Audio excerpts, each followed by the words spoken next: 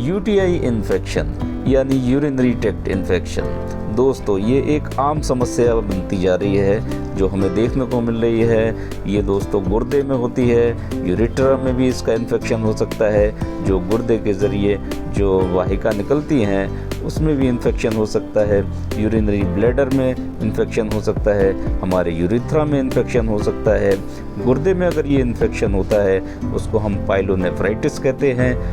Urinary bladder में अगर infection होता है तो सिस्टाइटिस कहते हैं, और अगर यूरेथ्रा में होता है तो यूरेथ्राइटिस कहते हैं। इसका एक आम कारण है दोस्तों, वो है बैक्टीरिया। ये 90% बैक्टीरियल इन्फेक्शन की वजह से होता है और 90% ही इसका ई कोलाई जिम्मेदार होता है, जो एक बैक्टीरिया नामक है। अगर हम इसके लक्षणों की बात करें दोस्तों, तो पीठ के निचले भाग में दर्द होता है, पेशेंट को बुखार आ सकता है, पेशेंट को उल्टी आ सकती है, पेशाब करते वक्त जलन हो सकती है, दर्द हो सकता है। कभी कभी अगर समस्या बढ़ी हुई है तो ब्लड भी यूरिन में आ सकता है।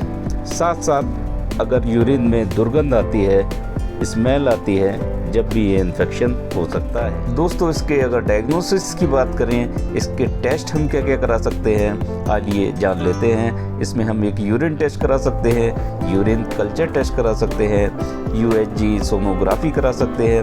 अगर ये स्थिति बढ़ी हुई है, काफ़ी क्रोनिक इन्फेक्शन हो गया है, नेफ्राइटिस हो गया है, तो हम इसको सिटी स्कैन या फिर सिस्टोस्कोपी भी करा सकते हैं। सिस्टोस्कोपी एक ऐसी विधि है दोस्तों जिसको हम कैमरे के ज़रिए यूरेथ्रा में दाखिल करते हैं और उससे जान पाते हैं कि हमारा इन्फेक्शन किस स्टेज पर है और कितना पुराना है।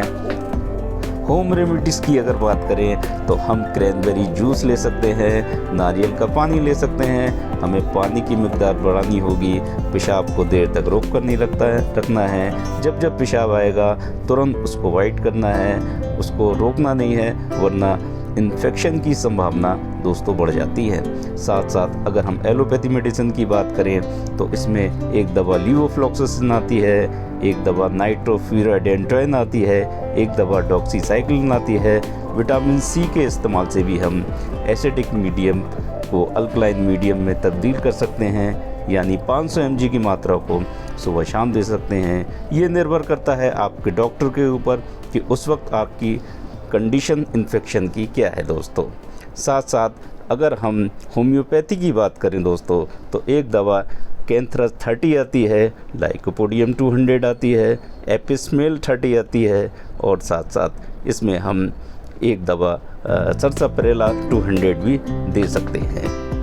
यूनानी मेडिसिन की बात करें तो एक शरबत बजूरी आता है दोस्तों, जिसको हम 20 ml सुबह 20 ml की मात्रा में ले सकते हैं। साथ साथ बनादिकुल बजूल एक टेबलेट आती है, 2 गोली सुबह 2 गोली शाम, इसको हम ले सकते हैं। आयुर्वेद में दोस्तों एक मेडिसिन आती है चंद प्रभावटी, 2 गोली सुबह 2 गोली शाम ले सकते हैं। गोक्षरांदी गुल आता है, इसको हम 2 गोली सुबह 2 गोली शाम ले सकते हैं। साथ साथ हमें खाने में दही का इस्तेमाल करना चाहिए, हमें किसी भी तरह का नॉन-वेज मीट का इस्तेमाल नहीं करना चाहिए, अंडे वगैरह एग्स का इस्तेमाल नहीं करना चाहिए।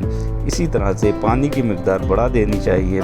हमें पानी ही एक ऐसी चीज़ है जो हमारे अगर शुरुआती दौर में अगर इन्फेक्शन हुआ है, अगर हम पानी की मात्रा बढ़ा देते हैं तो वो इन्फेक्शन जल्द से जल्द दूर हो जाता है। सेक्सुअल एक्टिविटी भी हमें साफ़ सुथरी तरीके से करनी चाहिए, यानी उसके बाद हमें तुरंत यूरिन को जाना चाहिए और अच्छी तरीके से सफाई कर लेनी चाहिए, ताकि मेल और फीमेल दोनों ही इस बीमारी से सुरक्षित रहें। मेरे चैनल पर और अधिक जानकारी जानने के लिए मेरे चैनल को आप शेयर करें, सब्सक्राइब करें, लाइक करें, ताकि मैं आपको और भी बेहतर जानकारियाँ दे सकूँ।